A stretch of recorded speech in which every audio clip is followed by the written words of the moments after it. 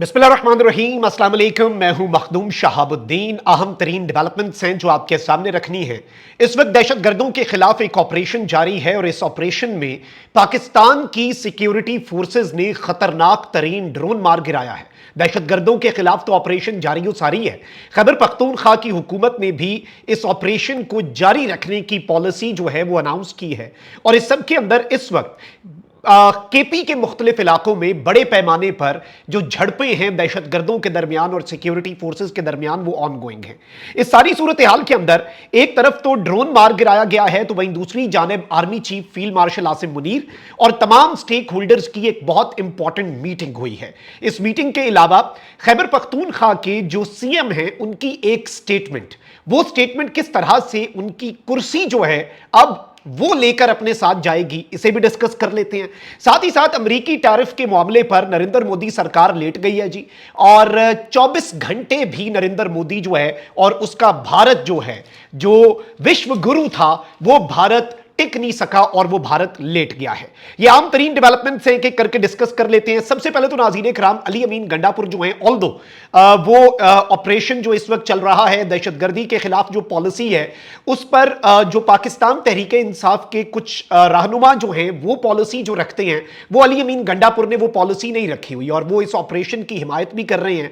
लेकिन वहीं दूसरी जानिब अली अमीन गंडापुर ने एक स्टेटमेंट दी थी। अली अमीन गंडापुर ने यह स्टेटमेंट दी थी कि हम दहशतगर्द पकड़ते हैं और इदारे आते हैं, एजेंसियां आती हैं और बंदे छुड़वा के ले जाते हैं।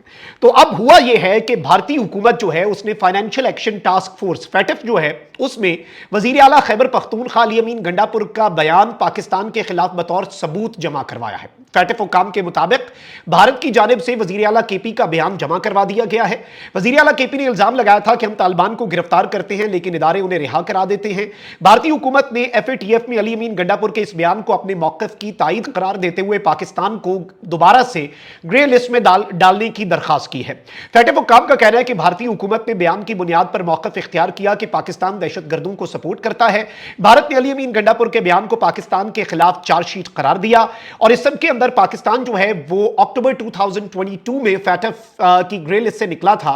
2018 से 2022 तक Pakistan was in grey list. इससे निकालने के लिए जो उस वक्त की फॉर्मर गवर्नमेंट थी, इमरान खान की गवर्नमेंट, उसने भी बहुत से इक़दाम किए, कानून साजी की और फिर उसके बाद 2022 में जाकर ये जो नाम है पाकिस्तान का ग्रे लिस्ट से निकला था। उसके बाद से भारतीय हुकूमत तो लगातार ये प्रोपेगेंडा करती आई है और इवन पहलगाम इंसिडेंट जो है उसके बाद भी भारत ने पाकिस्तान के खिलाफ चार्जशीट जो है वो पेश की और पाकिस्तान के हवाले से कहा कि जी पाकिस्तान को ग्रे लिस्ट के अंदर डाल दिया जाए।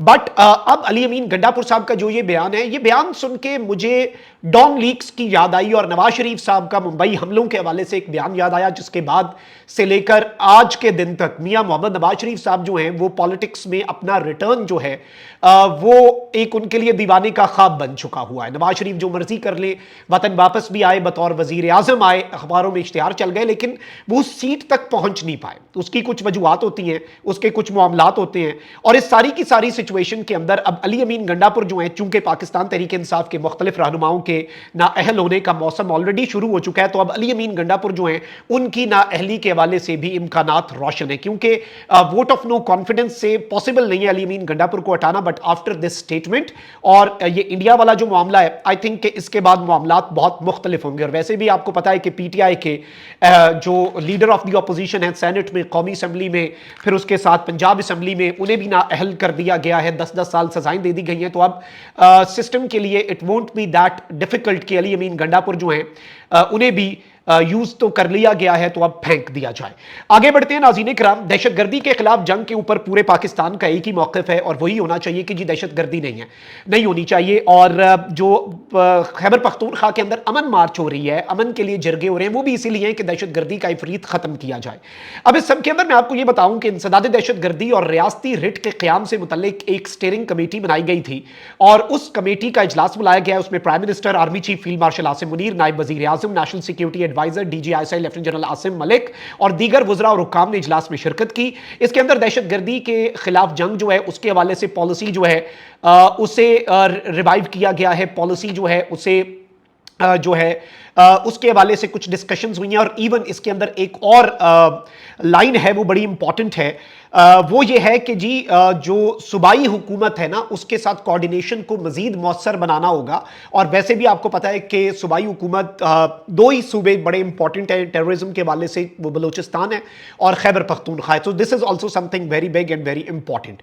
اب ناظرین کرام آگے بڑھتے ہیں. آپ کو میں یہ بتاؤں کہ اس وقت باجوڑ کے اندر آپریشن چل رہا ہے. بنو کے اندر دہشت گرد جو ہیں ان کے ٹھکانے پر اور ان کا ایک اہم ترین کمانڈر ہے, اس کے ہائیڈ آؤٹ کو مکمل طور پر ایلیمینیٹ کیا گیا ہے, ٹارگٹ کیا گیا ہے, تباہ کیا گیا ہے.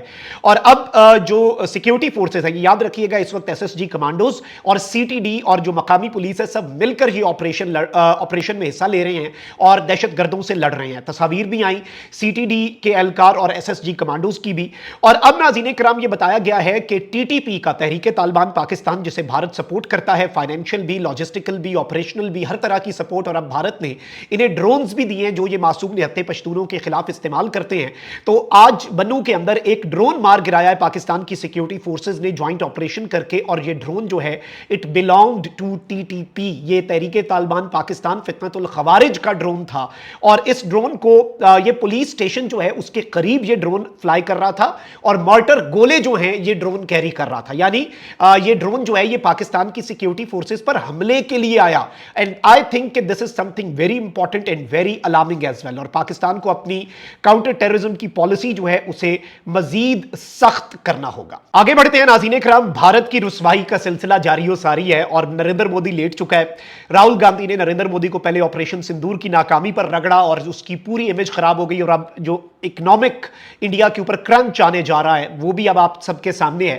تو اب امریکی صدر ڈونلڈ ٹرمپ کی دھمکی, جس میں کہا گیا 25% ٹیرف ہے اور میں مزید جرمانہ لگاؤں گا یہ جو روس سے تم تیل خریدتے ہو, اس دھمکی کے بعد بھارت کی سرکاری آئل ریفائنریز جو ہیں بھارت کی, انہوں نے روسی تیل کی خریداری روک دی ہے. غیر ملکی خبر رساں ایجنسی نے ذرائع کے حوالے سے بتایا کہ 4 بھارتی آئل ریفائنریز نے روس سے تیل کی خریداری گزشتہ ہفتے روکی. خبر رساں ایجنسی کے مطابق بھارت تیل درآمد کرنے والا دنیا کا تیسرا بڑا ملک ہے, جبکہ روس کے سمندری خام تیل کا بھارت جو ہے وہ سب سے بڑا خریدار ہے. خبر ایجنسی کے مطابق بھارتی آئل ریفائنریز اور وزارت توانائی نے اس خبر پر تبصرہ کرنے سے انکار کر دیا اور انہوں نے کہا نو کامنٹس, لیکن انٹرنیشنل میڈیا نے تصدیق کر دی ہے کہ they have stopped purchasing oil from Russia. اور ٹرمپ نے روس سے تیل خریدنے والے ممالک پر 100% ٹیرف جو ہے وہ لگانے کی 14 جولائی کو دھمکی دی تھی. پھر کل ٹرمپ نے جو بھارت کے ساتھ کیا وہ پوری دنیا کے سامنے ہے, اور نریندر مودی جو ہے اس کی سرکار کے ساتھ جو ہو رہا ہے اس وقت وہ پوری دنیا تماشا دیکھ رہی ہے نریندر مودی کی حکومت کا, نریندر مودی کے جو معاملات ہیں ان کا. اور اس وقت اگر ہم صورتحال کو ڈسکس کریں, پورے کے پورے معاملے کو انالائز کریں, تو آئی تھنک کہ اب نریندر مودی کی پالیٹکس بچانے کے لیے وہ ایک تو پاکستان کے اندر جو دہشت گرد گروہ ہیں ان کی مزید سپورٹ کرے گا تاکہ پاکستان کو ڈی سٹیبلائز کر کے وہ کوئی وہاں پہ نیریٹو بلڈ کر سکے, یا پھر وہ کوئی فالس فلیگ کر کے پاکستان کے ساتھ کوئی بہت بڑی جنگ چھیڑ لے گا. جیسے بھارت کے اندر خود کہا جاتا ہے کہ سرحدوں پر بہت تناؤ ہے کیا, کچھ پتا تو کرو چناؤ ہے کیا. تو بالکل وہی والی صورتحال ہونے جا رہی ہے, اور پاکستان کو نہ صرف T T P be L A بلکہ بھارت کے لیے بھی اب تیاری اپنی بڑھا دینی چاہیے. اللہ نگہبان. پاکستان زندہ باد.